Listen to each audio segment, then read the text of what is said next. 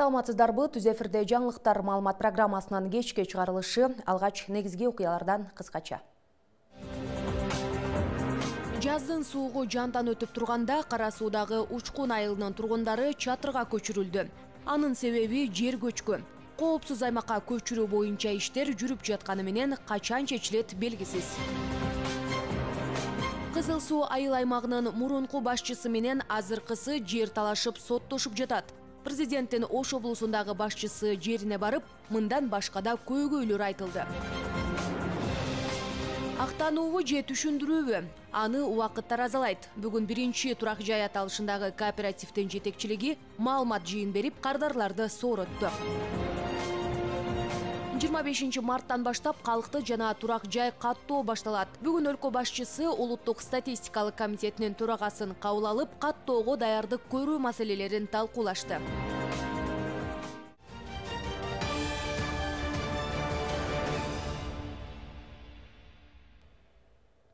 Алдыңкы мүнөттөрдө ушул жана башка маалыматтар менен мен Айганыш Туратбек кызы тааныштырам. Бизден алыстабаңыздар. Кара Суу районунун Жаңы Арык айылдык өкмөтүнүн Учкун айылындагы 15 турак жай, жалпы 65ке жакын тургун чатырларга көчүрүлдү. Көп жылдан бери жер көчкү басып калуу коркунучундагы кооптуу аймактын тургундары кар аралаш жамгыр жаап жаткан күндө чатырда жашап күн көрүшүүдө.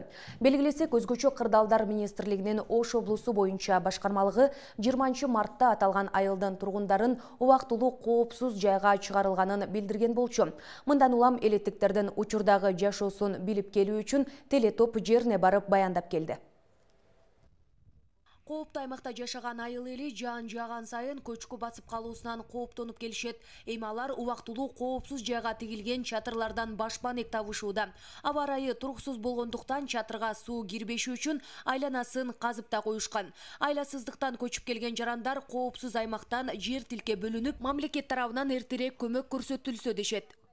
Эми мына биздин көчкүбүз аракет кылабыз деп неметишат. Ушу канча жылдан бери бизге неме жок. Тынч жашообуз жок да. Түнү менен деле коркуп неметебиз. Ушу каяктан келет көчкү. Күндүзү деле турабыз, каяктан көчкү келет деп эле коркобуз. Бизге ушу чек берсе, анан көчүп чыксак өтө жакшы болот эле. Мына чатыр тиккенибизге бир 3-4 күн болду. Ушу чатырда турабыз азыр. Көмүр алып келип берди. Төшөп-пөшөк алып келип берди, печке бар жогун алып келип караптар, чатырда азыр чатырда жашап атабыз. Тургундардын жер көчкүдөн сырткары мектептин жоктугу, фаптын узактыгы, таза суунун тартыштыгы кошумча түйшүк жаратарын белгилешти. Окуучулар болсо 7-8 километр жол жүрүп, жакынкы билим уясына барышат. 6-7 километр менен 5 авышка дегенге барат. Мектебибиз жоюлуп кеткен. Мурда 4 жылдык барлык алам жоюлуп кетти. Көчкүнүн эмесин, көчкүнүн жанында эле да. Мисалы үчүн мен кече оордум эле, Кара Сууга зорго барып жаттым. Мен айыл жеринен келдим, менин пабым жок деп атыпчы. Азыр барсаң иш жерде неме албайт экен. Койгонбуз тагынан суу алып азыр мына арыктарды ачып койгонбуз, суулар наракка чыксын деп. Мына палатка кургандан бери үстү деле суу бизден. Төшөктөр деле суу азырчы. Салган менен без пайда бизге. Эми кандай жашайбыз деле биз деле таң калабыз да мындачы.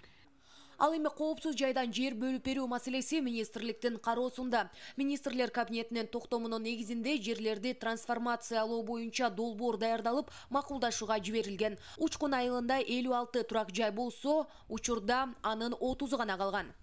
15 кожолукта 22 үй бүлө бар. Кыздары, келиндери, балдары болуп жашашат. Анан эми бул айылды көрүп атасыңар, негизинен соц объектилер деле жок. Азыркы күндө буларды көчүрүп чыгуу боюнча трансформация ишти жүрүп атат. Ушу трансформация иштери айыл чарба министрлигинде турат азыркы күндө. Ушул трансформация иштери бүтүп калса, быйыл ушул айылды көчүрүп алсак деп үмүттөнүп атабыз. Актерек деген айылга көчүргөн. Которуу боюнча министрлер кабинетинин токтомунун долбоору дайындалып, бүгүнкү күндө министрликтердин жана ведомстволор менен макулдашууга тиешелүү регламентке ылайык жөнөтөйүн деп дайындап койдук. Жаандын көп жаап жаткандан улам өзгөчө кырдаалдар министрлиги жерлерде түшүндүрүү жана алдын алуу иштерин башташкан. Учкун айылындагы кооптулуктан улам жергиликтүү өз алдынча башкаруу органдары менен Кара Суу району боюнча өзгөчө кырдаалдар бөлүмүнүн офицерлери жана өздүк курамы тургундарды чатыр менен камсыздап, убактылуу коопсуз жерге көчүрүшкөн. 4 март күнү жергиликтүү тургундарга эскертилип, ар бирине түшүндүрүү кагаздары да берилген. 2022 жылдын 20 март күнү Учкун айылындагы турак жайлар көчүрүү үчүн 15 даана чатыр алып келген. Азыр тигип 12си тигилип, ушул жерде турак жайда жашап атышат. Калган 3 турак жайдын жашоочулары туугандарынын үйүнө көчүп чыгып кетишти.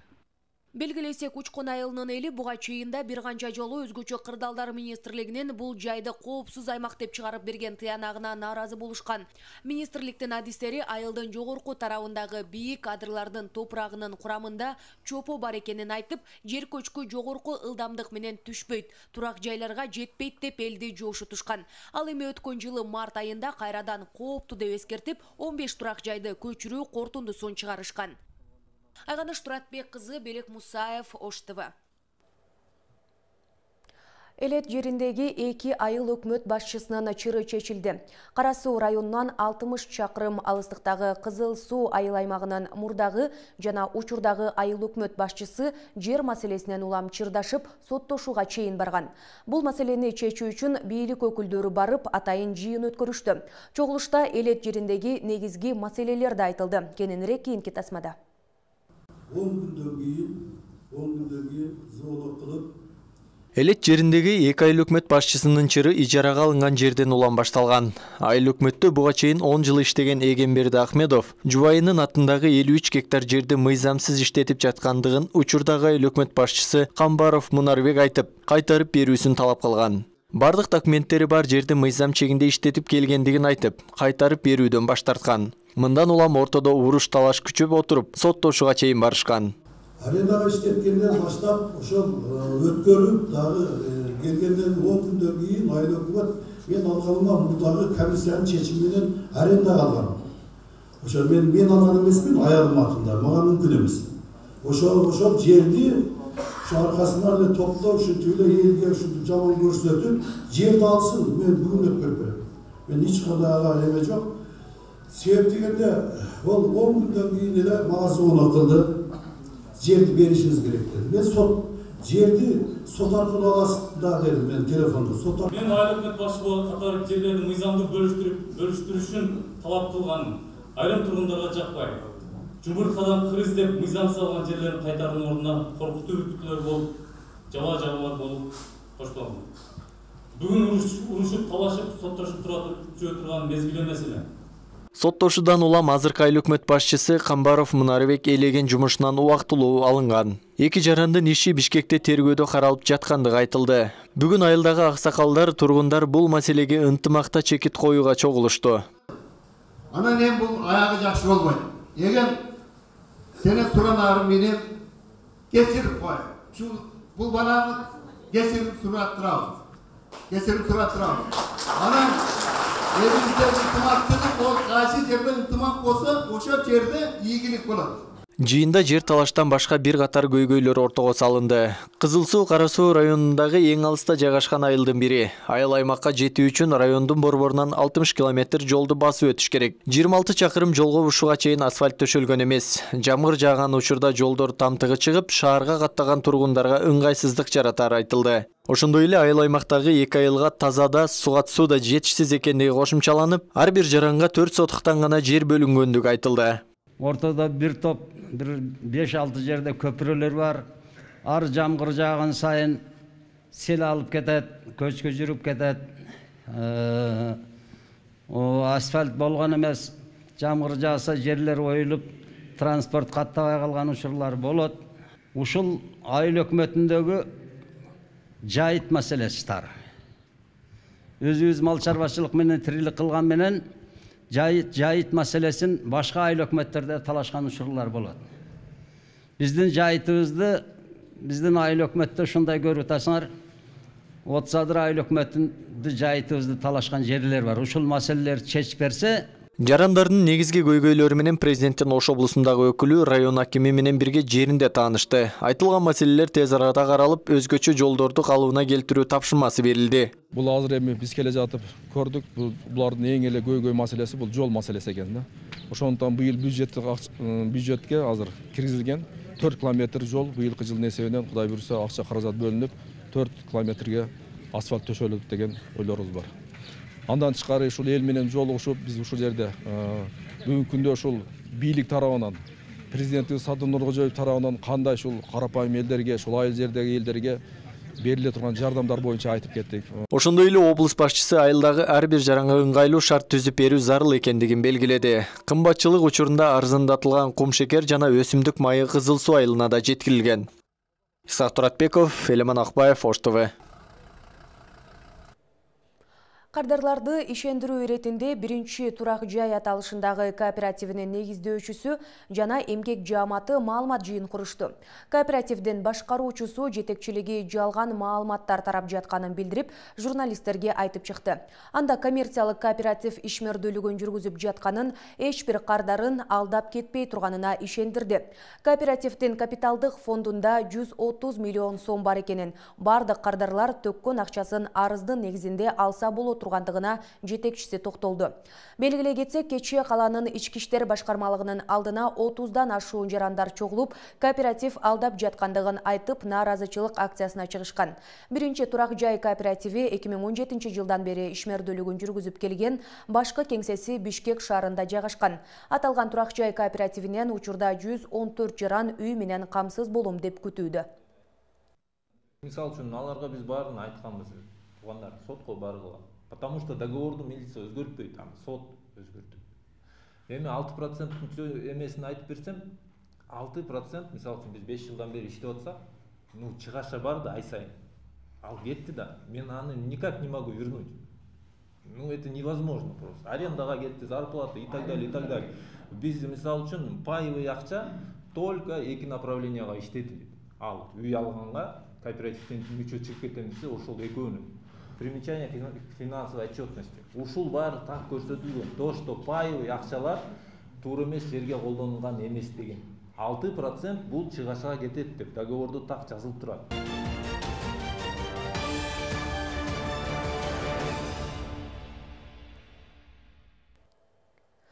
Финляндиянын президенти Кыргызстандын өлкө башчысы Садыр Жапаровго эки өлкөнүн ортосундагы дипломатиялык мамилелердин түзүлгөндүгүнүн 30 жылдыгына байланыштуу куттуктоо кат жолдоду. 23 мартта Финляндия менен Кыргызстандын ортосунда дипломатиялык мамилелердин түзүлгөндүгүнүн 30 жылдыгына байланыштуу чын жүрөктөн куттуктоомду, ошондой эле Кыргыз өлкөсүнө жана анын элине гүлдөп өнүгүүнү, бакубатчылыкты кааларымды айткым келет деп айтылат куттуктоо катында.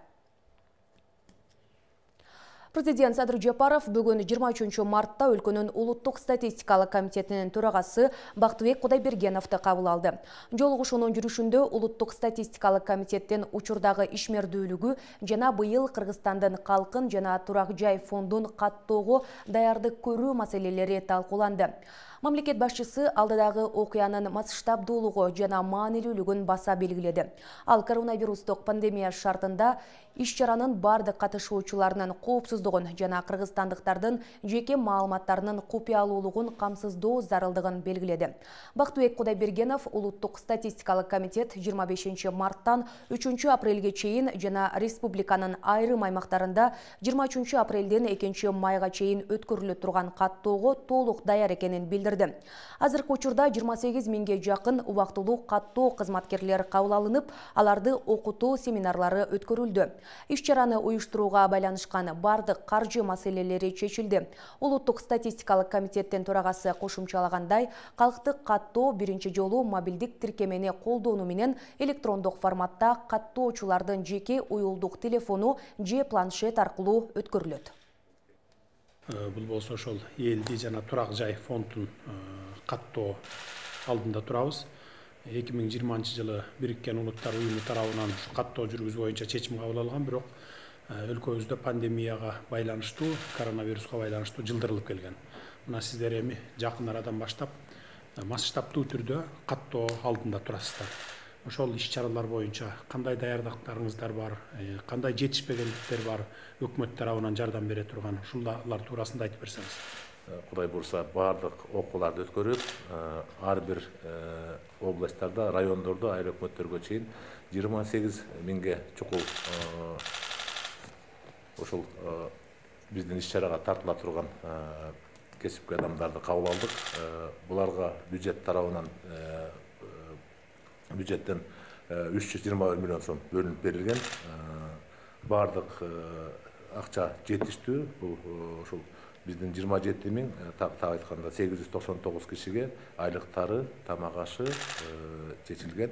Андан башка биз статистика улуттук комитети тарабынан биз ушул ООНдун калкты жайгаштыруу фонду тарабынан 84 миллион бизге грант жасып, ошо грант берилди.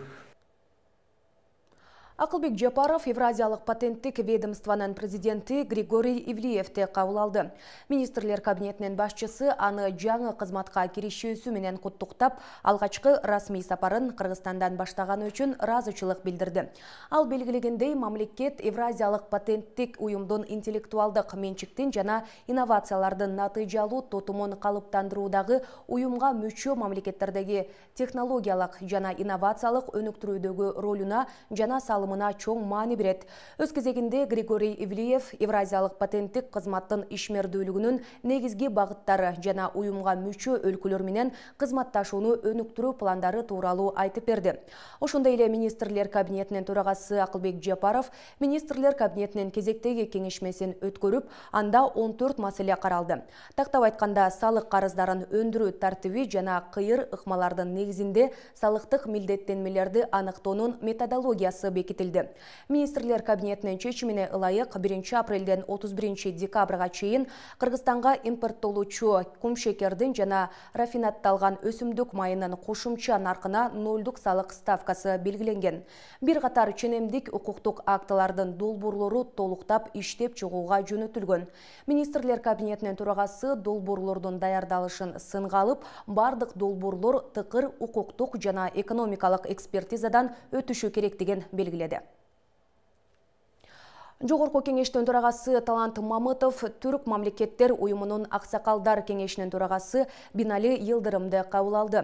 Жолугушууда түрк тилдүү мамлекеттердин ортосундагы саясий, экономикалык, маданий, гуманитардык алакаларды арттыруу жана бул жааттагы аксакалдардын ролу тууралуу сөз болду. Кыргызстан менен Туркиянын ортосундагы салттуу боордоштук мамиле жана кызматташтык жигердүү өнүгүп келе жаткандыгын белгилеген Талант Мамытов эки өлкөнү стратегиялык өнүктүрүш алака менен катар орток тарых жана маданият тыгыз байланыштырып турат деди. Мындан сырткары түрк тилдүү мамлекеттердин кызматташтык кеңешинин 8-чи саммитинин алкагында президенттер тарабынан түрк дүйнөсүнүн көз карашы 2040 документи кабыл алынгандыгын эске салган Бинали Йылдырым Туркия заманбап технологиялык парктарды ачуу жаатында Кыргызстанга көмөктөшүүгө даяр деп кошумчалады. Ошондой эле 29 сентябрдан 2 октябрга чейин Туркиянын Изнек шаарында 4-чү дүйнөлүк көчмөндөр оюну өтөрүн айтып, Талант Мамытовду аталган маданий спорттук иш-чарага конок катары күбө болуп кетүүгө чакырды. Парламент жаатында өзүңүз дагы бир топ парламентти жетектедиңиз. Биздин Кыргызстан парламенти менен достук мамилени жогорку деңгээлге чыгардыңыз. Мында сиздин салымыңыз өтө чоң. Мен ойлойм, аталган кеңеш ушул биздин туугандыгыбызды, үрп-адаттарыбызды бардык жакта ушул жакындашышка, мамиле жаңы деңгээлге чыкканга бир өзүнүн чоң салымын кошот деп ишенем. Жаш муунга таберек жазуучу Тазагүл Закированын Кош Мунар Алымкулаталык Ташбек Датка тарыхый даректүү баян китеби жарык көрдү. Жазуучунун чыгармасынын бет ачары бүгүн Ош мамлекеттик университетинде уюштурулду. Маданият саамалыкка коомдук ишмерлер, жазуучулар жана китеп сүйүүчүлөр катышты. Анда тарыхый даректүү баян китебиндеги урунтуу учурлар талкууга алынып, келечек муунга көөнүрбөс мурас болгону айтылды. Маданиятка эмгек сиңирген ишмер жана эл акыны сыйлыгына атына татыған Тазагүл Закированын чыгармачылык жолу 1963 жылдан башталып, Кыргызстан пионері газетине «Космоско учту» аттуу эң алгачкы ыры жарыяланган. Ошондон бери акындын ырлары республикалык, облустук, райондук гезиттерде жана журналдарда жарыяланып, 20дан ашуун коллективдүү жыйнактарда алтай, түркмөн, казак, өзбек, грузин, орус, түрк, англис тилдеринде жарык көргөн. Акындын көптөгөн ырлары оонго салынган. Мындан тышкары кыргыз окурмандары үчүн эски араб тамгасынын алипесин түзүп, басмадан чыгарган жана чыгыш сыйкырлары аттуу китепти которгон. Биздин тарыхта сиздин ушундай бир коомдо, ушундай элде сиз менен бир замандаш болгонуңузга биз миң мерте шүгүр кылабыз да. Ушул жерде отурган канча инсандар отурган болсо, менин оюмча бул тарых, бул китептерде жазылып калат. Бул биздин жүрөктө, жаштардын жүрөгүндө, сезиминде бул күндөр, бул тарыхый күндөр биздин жүрөктө калат да. Ошондуктан эже сиздин ушундай бир чыгармачылык ийгиликтерде жараткан ийгиликтериңизге биз үчүн бул бир сыймык.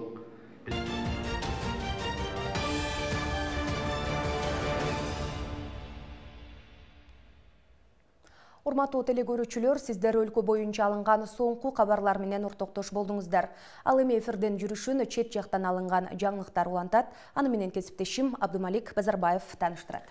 Рахмат Айганыш, сизге да көңүлдүү кеч каалайм. Ардактуу телегөрүүчүлөр, алам алкагынан алынган дүйнөлүк жаңылыктарды түз эфирде баштайбыз. Бизден алыстабай туруңуздар.